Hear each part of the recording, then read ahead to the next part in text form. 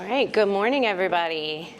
Good morning. It's so lovely to see some faces that were here last week and see some faces that weren't here last week. I guess we'll do a quick introduction before we get started and kind of the quickest and dirtiest recap of what we talked about last week to give a little framework for those who weren't with us. My name is Alex Yank, and I am a member here at Epiphany. And sort of the reason Peter and I are together doing this series is in my day job, I am the Assistant Director of Youth and Immigrant Services at a nonprofit organization called Inspiritus that, among other things, offers refugee resettlement and immigrant services in Georgia, Alabama, and Tennessee. And so this has been the work of my career is with refugees and immigrants. And I'm joined by my friend Peter, who will introduce himself. Hi, everybody. Good morning. My name is Peter Habib. I've been at Epiphany for a few years, and I'm working with Alex for this little formation because part of my research focuses on refugee life in the Middle East. I'm just finishing my PhD in anthropology, and I lived in Lebanon for a year and a half conducting anthropological research. And Lebanon holds the most refugees per capita out of any country in the world, and so the questions of what citizen refugee life looks like and questions of protracted refugee residence, which, as we discussed last week, and we'll kind of touch upon this today again. Refugee residence is often not a short-term thing. I should say, rather, displacement is not a short-term experience. On average, displacement is experienced for 17 years, and in a place like Lebanon, it's been going on for generations for some people, and so I'm excited to continue the discussion. Thank you. So, I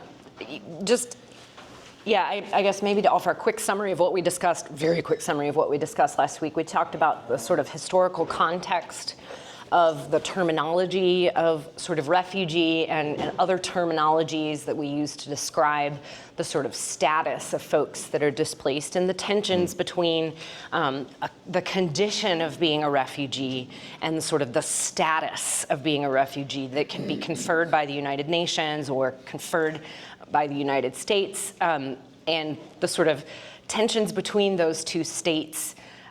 And the misconceptions we have of what the experience is and what it really means. And so today our goal is to drill down a little bit more and talk about the actual process of refugee resettlement in the United States, sort of the process through which a person comes here to the U.S. as a refugee and what is sort of was available to them upon their arrival, and then to talk about the moment we find ourselves in, because since January 20th, there have been a series of drastic executive orders and policy changes that lead to a lot of uncertainty for refugees that are already here and for refugees who are waiting to come. But I thought, like we did last week, I thought perhaps before we got started, it might be nice to spend a moment in prayer. And so it is up here on the screen, and there should be some print copies on the table as well. I can make more copies if folks would like to take one home. But let's all have a moment of silence and pray together.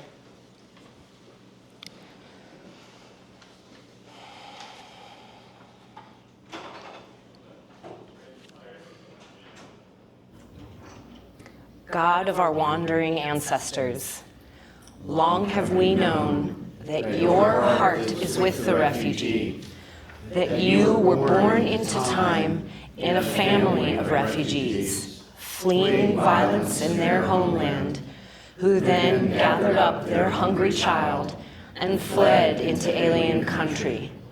Their cry, your cry, resounds through the ages. Will you let me in? Give us hearts that break open when our brothers and sisters turn to us with that same cry. Then surely all these things will follow. Ears will no longer turn deaf to their voices.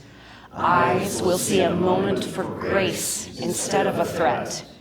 Tongues will not be silenced, but will instead advocate, and hands will reach out, working for peace in their homeland, working for justice in the lands where they seek safe haven, Lord, protect all refugees in their travels. May they find a friend in me, and so make me worthy of the refuge I have found in you. Amen. Do you want to start on this one? Yeah. Okay, go for it. So given the reality of forced displacement throughout the world, as we touched upon, 1 in 100 people in the world right now have been displaced from their homes. Some that stay within the borders of their country, some that are forced to cross borders. There are a range of solutions to assist with displacement. And for those that have officially been labeled refugees, those that have gone through the formal process of screening by a government or UN agency, there are a few different solutions. So one is that when things stabilize in their home country, people can return. And it's a hope for many refugees that they can return home. I mean, this is a condition without a home, without a stable place to call their own. But often it takes decades and even longer. So another option is to kind of integrate within the first country of their asylum. For many refugees, these are bordering host countries. So, Lebanon holds so many refugees because it borders Syria, for example, to the east, and also Israel to the south. So it holds historic Palestinian refugees, and for the past decade and a half, Syrian refugees, all of whom kind of constitute about a third of the population of the country. And some have been forced to live there for a long time, but there are also many pressures for them not to assimilate and not to stay, actually. So then a third option is to resettle in a third country. Often I think, this depends on a country that sets a certain quota that's willing to accept a certain number of refugees. And so it's kind of depending on that receiving country, the number of refugees they're willing to take in. And that can change year by year. It can be a political issue. So these are the kind of three main, solutions. And then I should say, this isn't a thing that happens short term by any means. It takes months and years for screenings to be processed, for applications for resettlement to be processed, and even then it's not guaranteed because of the kind of constrained nature of kind of quota openings. And so we could say that refugee resettlement, and I'll just read from the script, is the careful selection and transfer of the most vulnerable refugees from a country in which they have sought protection to a third country whose government has granted them lawful admission. It is a solution that ensures refugees are protected against refoulement, meaning a forced return, and it provides them access, and I'm pausing for a moment because so many of these things in our current moment in the US isn't true. The protection of refoulement in the current moment under Trump isn't true. There are threats to forcibly return Afghan refugees, for example, among other places. But refugee resettlement is designed to provide them access to rights like those enjoyed by citizens and gives them an opportunity to eventually become citizens in the resettlement country. So the process of resettlement starts not with a kind of a permanent residency visa, but it's kind of the beginning of a journey toward that. And refugees in the United States are eligible to apply for lawful permanent residence after 1 year of their resettlement and are eligible to apply for citizenship within 5 years. And so, again, these are things that have sort of long been enshrined as sort of sacred rights that are definitely under threat as we, as some of the foundational aspects of this are being sort of intentionally dismantled, and statuses are being revoked, and the sort of criminalization of refugees and immigrants threatens a lot of that sort of permanence. But historically, refugee resettlement was a pathway to permanence in a third country. I think another helpful context to note is, the United States, I think, long hailed itself as a sort of safe haven for refugees, but we were never the highest. We never resettled the majority, but we were very proud of the resettlement that we did. And it is, in our national policy, it is at the discretion of the current president to determine a number that's called the PD, the Presidential Determination, which sets the quota for the next fiscal year of how many refugees will be admitted. So, and that doesn't even necessarily guarantee that that many refugees will come, but that is sort of what's been authorized. And so I think last fiscal year, the PD was 125,000. We didn't hit that number. And now it's 0. We'll talk a little more about that.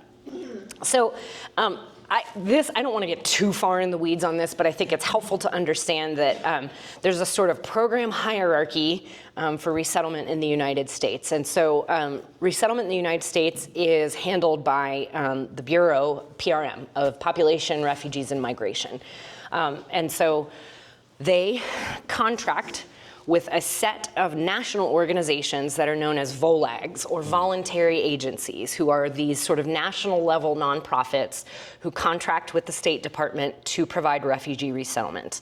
And so this is also right now an ever-changing landscape because several of these providers are choosing, spoiler alert, all resettlement contracts have been terminated, and some of these national organizations have decided not to sort of pursue reinstatement of their resettlement contract because of the uncertainty. But historically, International Rescue Committee, which I'm sure many folks here are familiar with, they're very large in Atlanta, ECDC, which is Ethiopian Community Development Center, which is really interesting. It's a sort of ethnic-based community group, but they do resettlement throughout the country. World Relief, which did have an office in Atlanta until Trump version 1, where they did not sort of make it past that time. Church World Service, Global Refuge, which is formerly known as Lutheran Immigration and Refugee Service, which my organization, Inspiritus, is a local affiliate of Global Refuge. We were historically known as Lutheran Services of Georgia. Catholic Charities USA, or the U.S. Council of Catholic Bishops, is a refugee resettlement partner, although they are one of the groups that has said they are letting the termination of their contract stay in effect and are sort of moving out of the work of refugees, which is really, the Catholic Church has had a deep and long, I mean, the Catholics show up, right? I mean, they're the sort of model that we can pattern ourselves after, and so it's been really heartbreaking, that decision. But they also, you have a question? Is that globally or just in the US? Great question. All I know is the US. It's U.S. Council of Catholic Bishops. And so, yeah, they are moving out of, I'm not sure, I would imagine they will continue work abroad because the Catholic Church is like foundational globally. But it's really significant that they've sort of had to make this decision.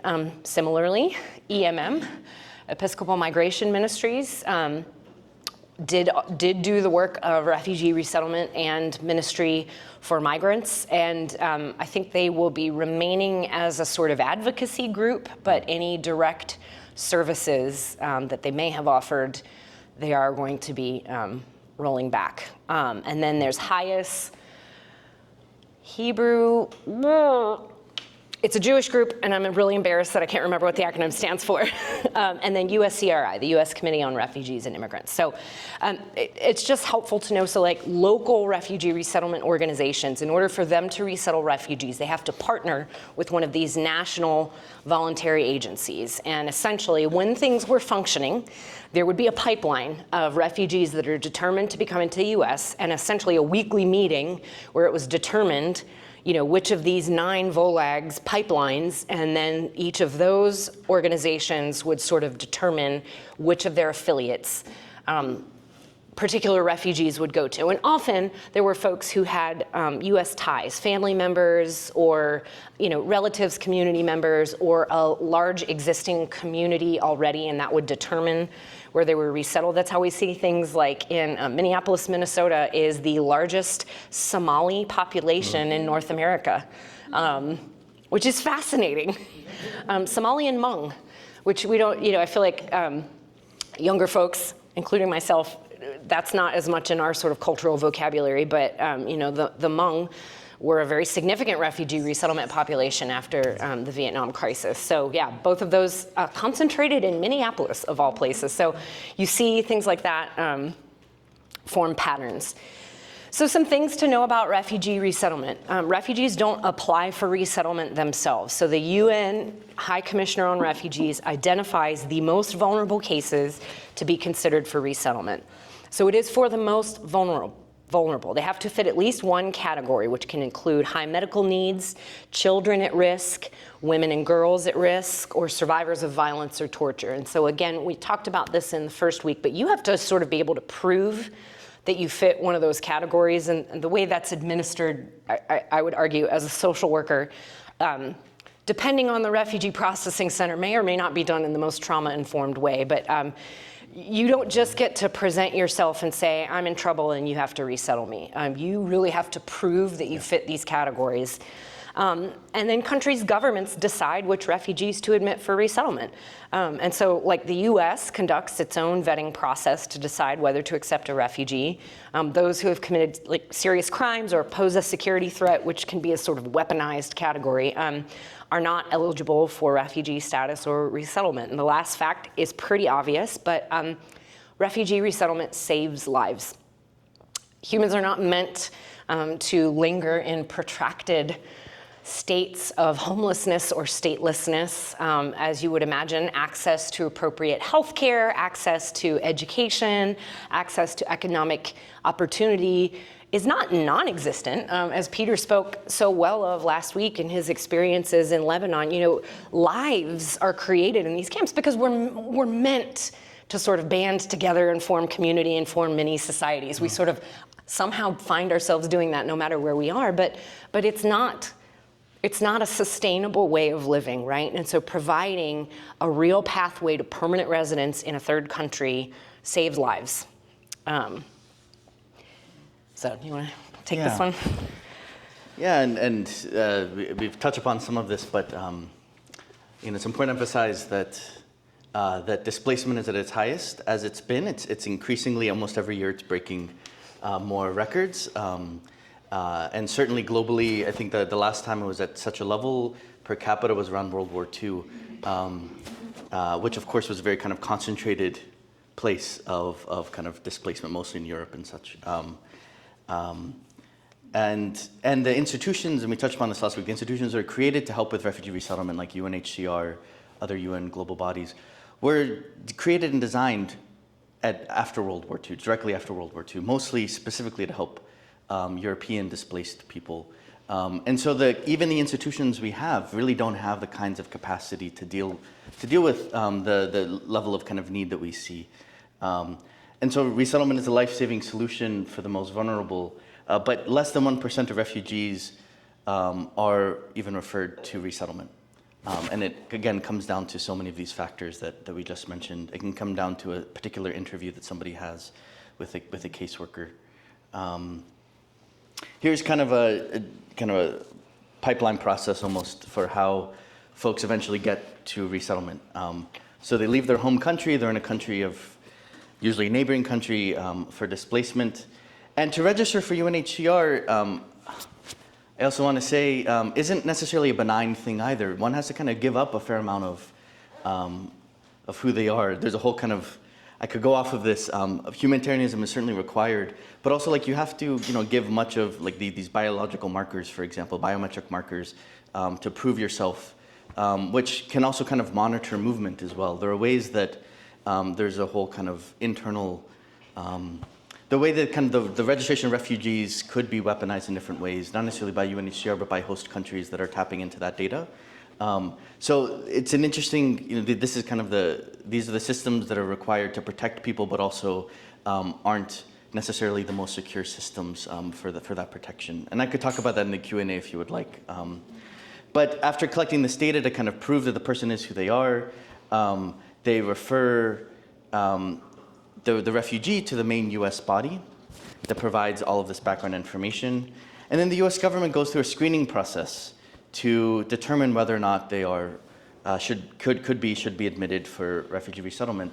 We should emphasize this is the most severe screening process that any person really goes through, certainly more than citizens go through, that any kind of security clearances for citizens go through, other kind of migration processes. So there are 8 separate US government agencies, 5 separate security databases, 6 background checks that are involved, 3 in-person interviews as well. So we're really kind of screening very deeply. And then if the refugee goes through approval, again, this could take months and years, usually years, a case number is assigned, and then that case number is eventually given to the local agency that facilitates their arrival and helps them kind of integrate in the city that they're in, and kind of help them kind of stand on their feet and become economically self-sufficient in this sense. Yeah. Yeah. So I'm going to go through sort of quickly, and all of this is going to be in past tense because we are not currently resettling anybody. But I thought it would be helpful to understand that when things were operating as they should, here was how it worked. And so resettlement agencies, like Inspiritus, would sort of receive weekly notifications, travel information of clients that were coming. And some basic biodata, so you knew the size of the family, any medical needs, any urgent issues that needed to be attended to. And then local agencies are responsible for securing housing, furnishing the home with a sort of minimum standard of what we think is appropriate for living. So kitchenwares, beds, basic furniture. And then we would literally pick up the family at the airport and greet them and bring them to their new home, give them a basic safety orientation, provide freshly cooked, culturally appropriate food. We call it ready food or a hot meal, because most of these folks, they're not flying like business class direct. So you routinely pick up folks at the airport that have been flying for 24 hours with small children. The most. Because they are responsible ultimately. So the US government issues a grant or a loan, not a grant, a loan for the travel costs. So refugees actually have to pay back the cost of their airplane ticket. Usually within 6 months of their resettlement period, they are expected to start making payments, which is troublesome, but I will say the payments tend to be very low, and it actually can be helpful for clients because it generates a credit history because they have a loan in their name. And so when it comes time for them to do things like purchase homes and cars, paying back on this travel loan actually, creates a credit history so that they can be eligible for sort of financial products. But essentially, refugee resettlement organizations were responsible for, at minimum, providing these core services within the first 90 days of resettlement. So housing, getting families, to sign a lease, ensuring utilities were set up in their name. We had clothing closets where they could shop and get seasonally appropriate clothing for everyone in the family. An orientation to public transit, a MARTA pass. Getting adults signed up for free ESL classes, getting everybody in for a health screening at the Board of Public Health, getting children enrolled in school, and then start providing basic orientations, cultural orientation to life in the US, and enter into sort of job readiness training, creating a service plan to understand any needs for physical and mental health. Getting all refugees are eligible for food stamps and Medicaid for a particular period of time. It used to be the case that Medicaid, refugee adults were eligible for Medicaid for up to 8 months after their arrival. Refugee children have access to Medicaid until they turn 18. We just learned last week that Medicaid will now only be extended to refugee adults for 4 months, which is problematic. All refugees are eligible for Social Security numbers because they are on a pathway to permanent residence, and so it is a required service to at least get the application in for their Social Security card within the first 90 days. But of course, all of these things are also dependent on these public systems that right now are also gutted. And so sometimes, in our busiest times, it took over a year to get some refugee clients into the health screening that's supposed to happen in their first 90 days. Or it would take months, or inexplicably one member of the family, their social security card never arrived. And your ability to do things like apply for benefits, eventually get a driver's license, your employment authorization, all sort of hinge around these documents. So that's the sort of basics. And then to offer a bigger picture of the spectrum of services that Inspiritus and most other refugee resettlement agencies can offer outside of the sort of 90-day resettlement period are things like extended employment services. So we have funding through the State Office Refugee Services to offer job placement services to folks up to 5 years after their resettlement period. Trauma and resiliency youth programs, which are my babies. We offer like school liaison services to ensure that families feel empowered to participate in their children's education, and after school and youth mentoring programs for transition age youth who maybe need accompaniment as they figure out their career educational pathway. And again, those services are eligible for folks up to 5 years post-resettlement. Intensive case management. So, case management services for medically fragile or folks with disabilities, chronic mental health issues, single mothers with multiple children who are having trouble reaching self-sufficiency, any of the sort of most vulnerable of the vulnerable. And then general sort of social adjustment services. So, helping people understand how to navigate a medical bill or how to see a specialist. Because, I don't know about you guys, but I find that challenging. I was born here and I speak English. So we do a lot of healthcare case management for folks. And then Match Grant Early Self-Sufficiency is early self-sufficiency and job readiness. So generally in Georgia, what we did is most refugees that were resettled had services beyond 90 days that would last up to 8 months after resettlement that did financial assistance and weekly job readiness training, so sort of cultural orientation and contextual ESL to help people get ready for their first job in America. And financial assistance to get them, because statistically speaking, more than 90% of refugees are actually self-sufficient, financially self-sufficient within 6 months of their arrival in the United States, which I will go on record and say that I was not economically self-sufficient 6 months after I became an adult. So I think some of the common rhetoric that you hear, which is, it's a drain on society, they're getting all this free stuff. There's tons of research to support the idea that over the span, well, first of all, who cares? Because we believe that people deserve the support and the leg up that they need to thrive. So even if they were, who cares? And also, it's just not true that over the span of their lifetime, refugees actually enrich the American economy. They are far more likely to be business owners. They are more likely to be homeowners than sort of native-born Americans. And so it's really important to know that and Peter talked about this on a previous slide. And we talked about this last week. It's not a sort of one-way street where we sort of issue a hand down to pull people up.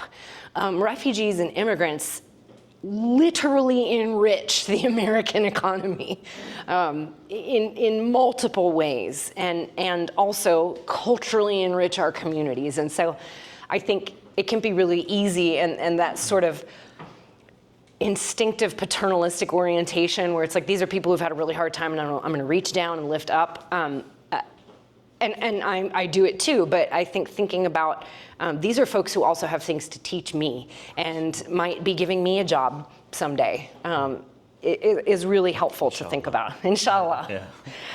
Okay, what has happened? Oh boy.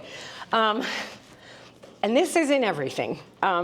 But I'm going to try to sort of give a highlight of all that has happened since the change in administration. So on day one of the current president's new administration was an executive order realigning the Refugee Resettlement Admissions Program, temporarily but indefinitely suspends the Refugee Resettlement Program. And so the way this executive order is written is that on day one, it said it is effectively suspended immediately, no new arrivals, and will be reviewed after 90 days and every 120 days subsequent to determine at which point it is in the best interests of the nation to resume refugee resettlement. No other clear criteria has been given. It's been 100 days. We've heard nothing, so I'm guessing we didn't make it past the 90-day mark. We'll see what happens after 120 days, but effectively, this executive order gives the president the power to every 120 days say, no, we don't want to yet. There's literally no specific condition written into this that at any point it must be resumed. And so we could just see for the next 4 years, every 120 days, just like a shrug. So indefinitely suspended. In that same week, so that was Tuesday or Monday evening, January 20th, that Friday, the State Department issued a memo to all national resettlement organizations at about 7 p.m. that evening, issuing an immediate stop work order on current resettlement services, which meant that all refugees who were already here and still in their resettlement period, the government would no longer reimburse any services rendered effective immediately.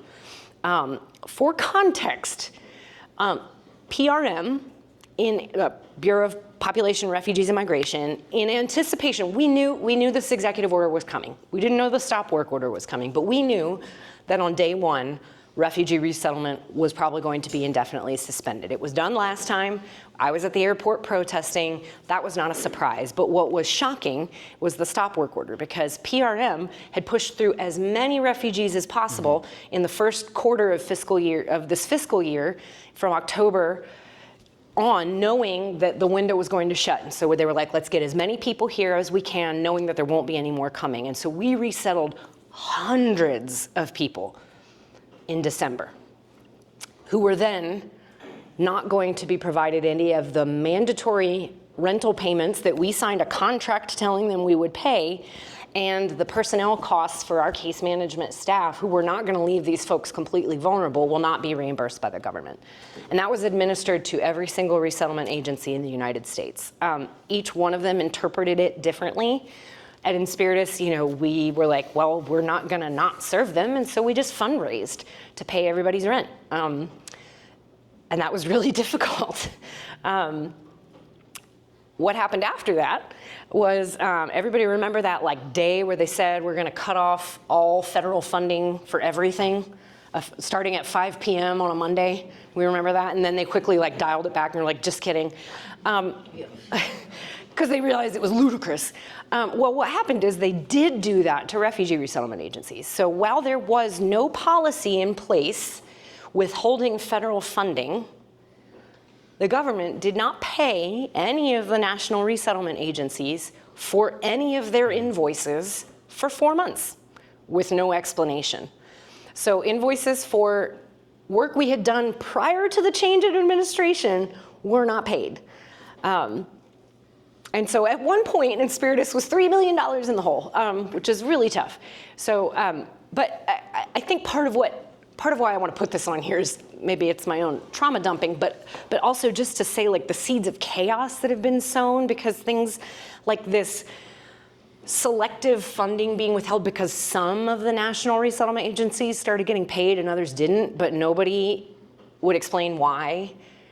And they were like, there is no funding freeze in place. But yet the funds were frozen.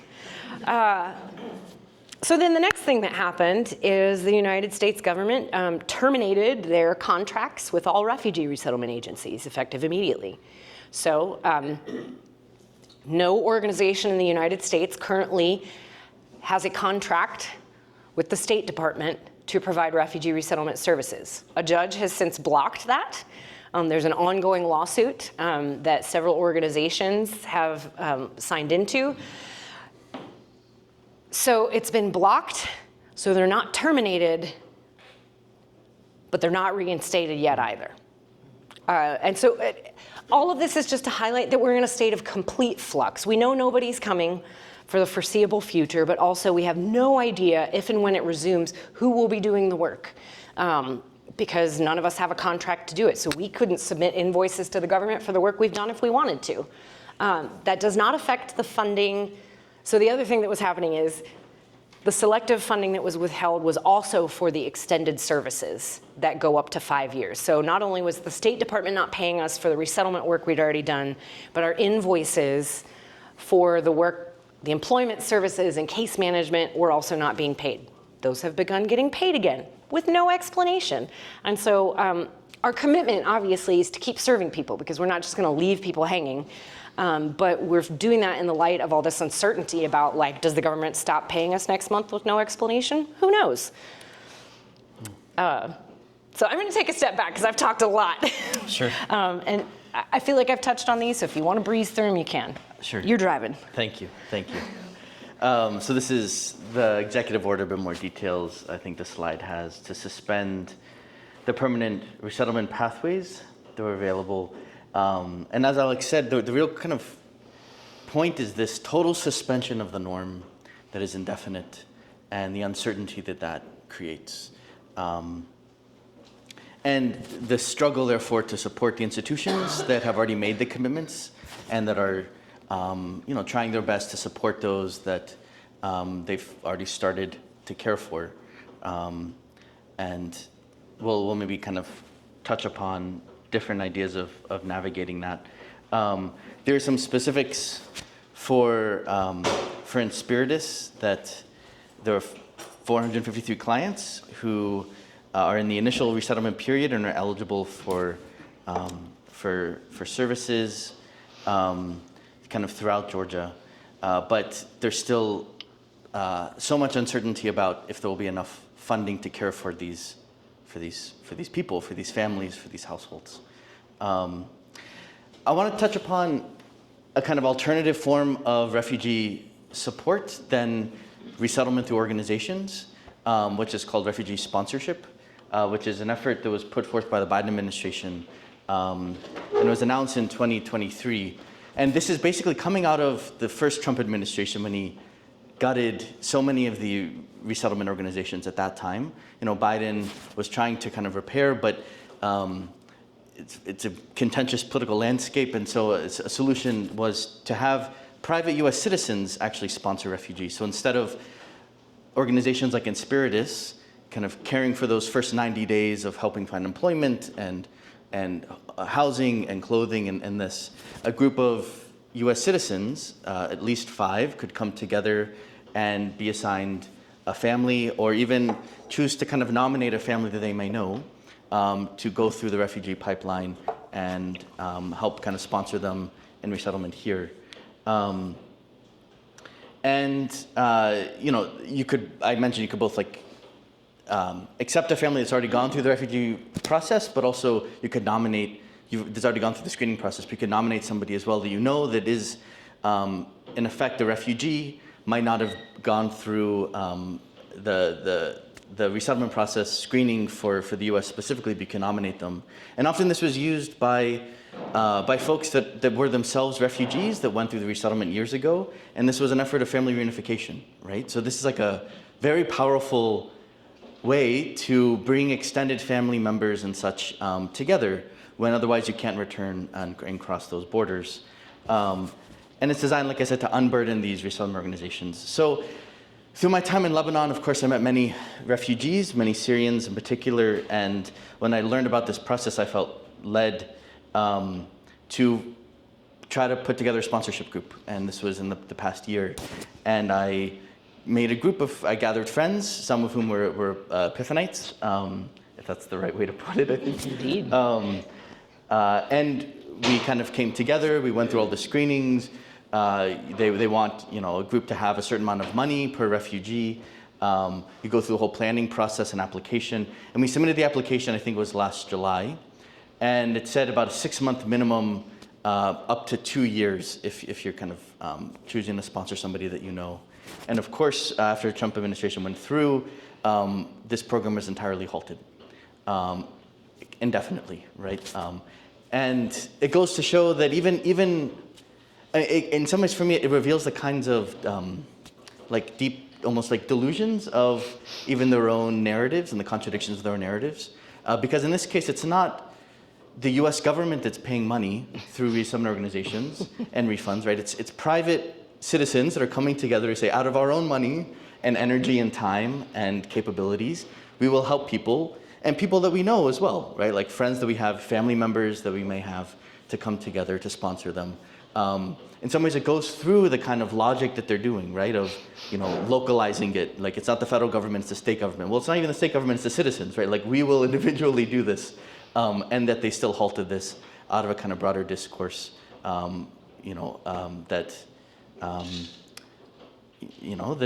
don't want to throw out kind of politicizing words necessarily, but for me, it's quite clear that it's deeply xenophobic discourse that is rooted in a strong nationalist frame.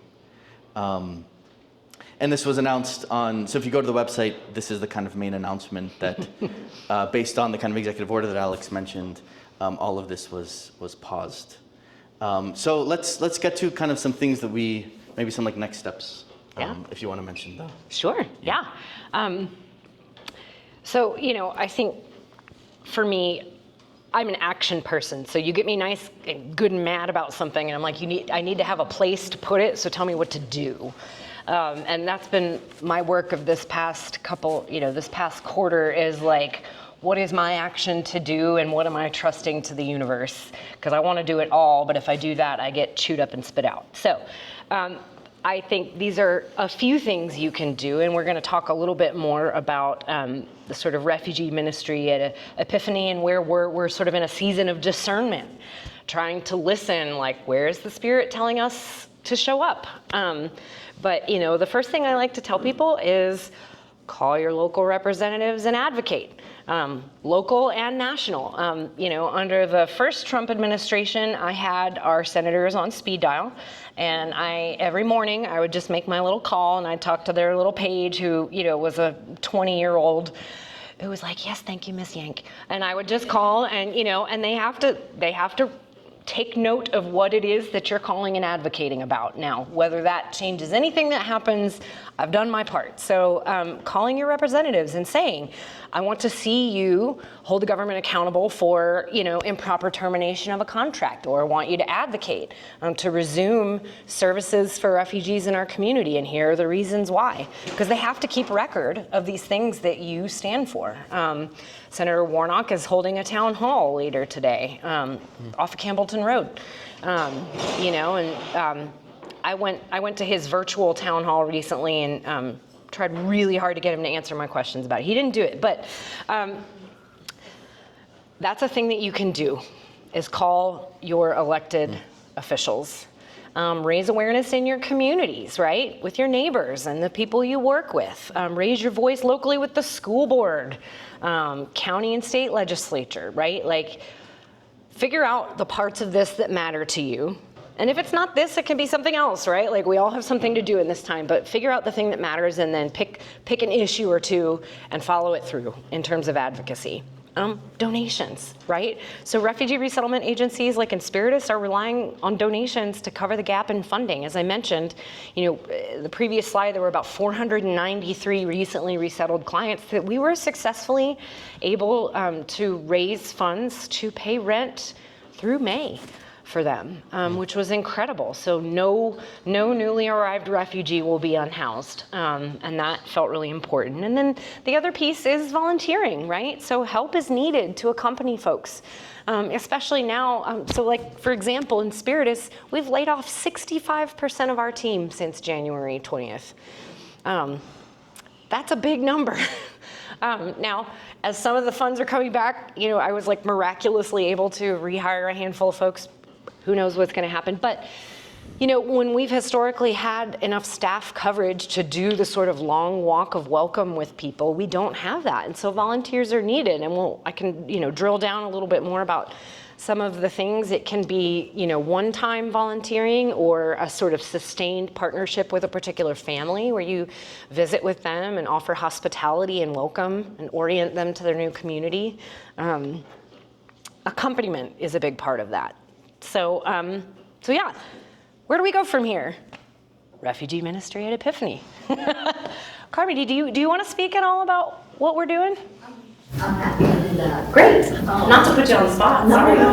Well, first of all, I want to thank you guys again for just these wonderful presentations that I think have just opened our eyes to the injustices of the systems to which our siblings are exposed and vulnerable, and just given us the opportunity to think about their experience and our response as Christians, how we can welcome and support them. So I'm grateful for the opportunity just to name that Alex and I think last fall, recognizing sort of the writing on the wall, began some conversations about the fact that our ministry might be needing to change. Also with a change in leadership and with the support for the Keel family, who we have walked with for several years now, changing. We sort of began discerning what it would look like for our programs. And so in February, we had a meeting, just sort of an all call, the people that we had known in the community who were involved in the previous refugee ministry. And we got together and had some discussion and decided that we wanted to respond thoughtfully. Paul was also a member of that group. And so we have made a commitment to partner with Inspiritus this year. We'll be sharing more about that in the coming month. But we want to support them in every way that we can with prayer.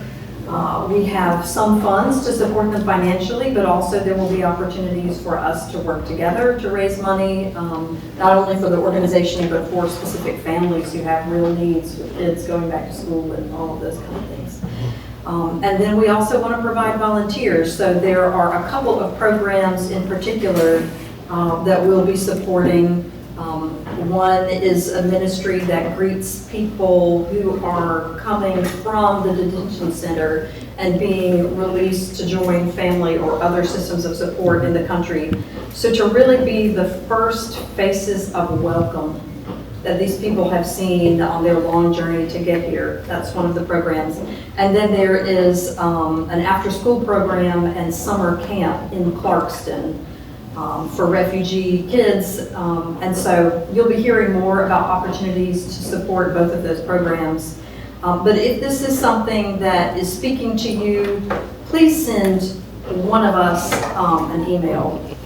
We're going to be partnering together. Alex is kind to have agreed to help sort of get the refugee ministry relaunched in this season. But we'd love to hear from you, and we'd also love to know what your gifts are for this work. So those are the two things that we're proposing. But if you feel called to respond in some way, and you have a pickup truck, or you feel called to serve in some way and you want to just commit to praying for a particular family for a certain time, really any gift that God has given you, we would love to know more about that and to put that to work for good in the kingdom, which is so big.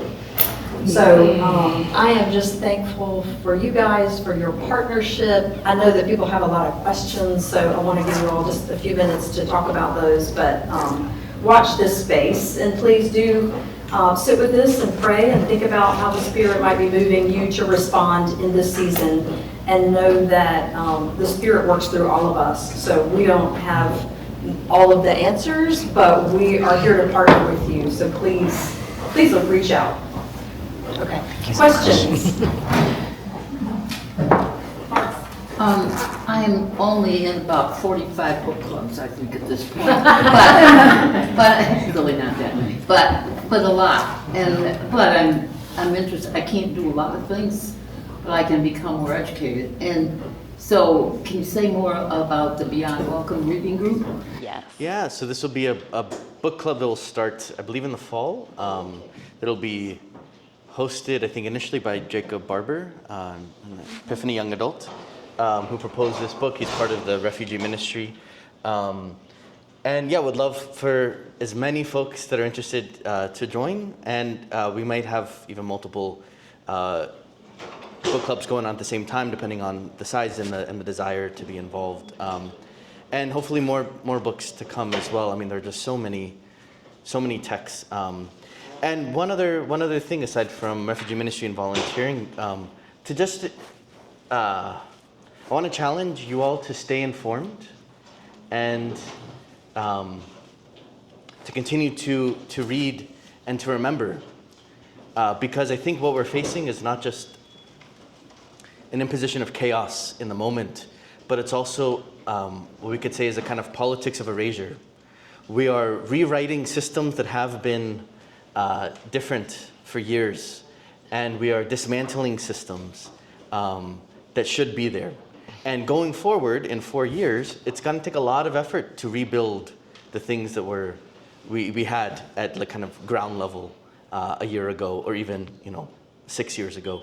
And so to remember kind of how things should be going forward, and what our kind of faith informs us for the kinds of worlds that we should be involved in building and moving toward, which, as I understand it, as Christ calls us, is at its center to welcome the stranger. So this is a kind of where do we go from here to remember as well. Okay, other questions? Yeah, maybe, sorry, behind and then forward. Okay, yeah. Either one.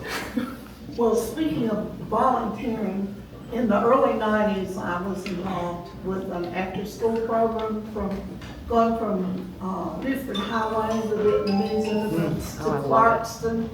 And I started briefly an after-school program for the kids, and also English as a second language. And I got disinvolved out of life. Well, I look back now, Sister Christine, I worked Clarkston and Buford Highway, and I go back and she's telling me the history of some of these kids and people I worked with.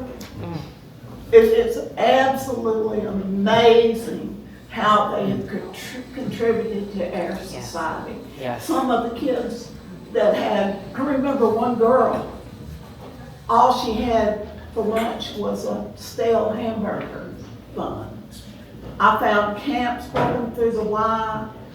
I finally gave up for lack of support from the church, because people would give money, but we needed volunteers.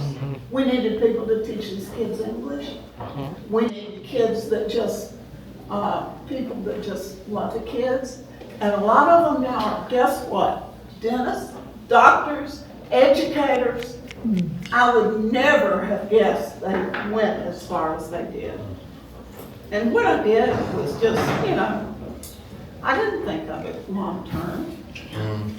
So volunteer. There are things that can be done. And there was nothing like getting out of my car and having 60 little kids run up to me and say, Miss Kay, I'll never get over it. And you too can be there. I love that. Thank you so much. Yeah. So my question is around, y'all have so much wonderful knowledge, and thank you for sharing it. I would love to have when someone says, all refugees are criminals.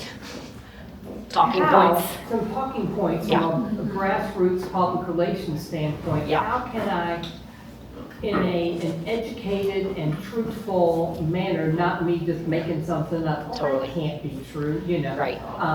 Do y'all have that, or? I do. Our partner organization, Global Refuge, has a really robust kind of advocacy and communication. So I will make sure that those kind of get shared out like toolkits, because there are great talking points. Because you're like, I have all these ideas, and then somebody says something hateful, and I'm like, but that's not true. Yeah. And so having some And all the people that say everything's fine. right. No. It's not. And here's how. Appreciate that. Yeah. Knowledgeable For sure. talking points. Thank you. I will do that. Anything else? All right, well, thank you.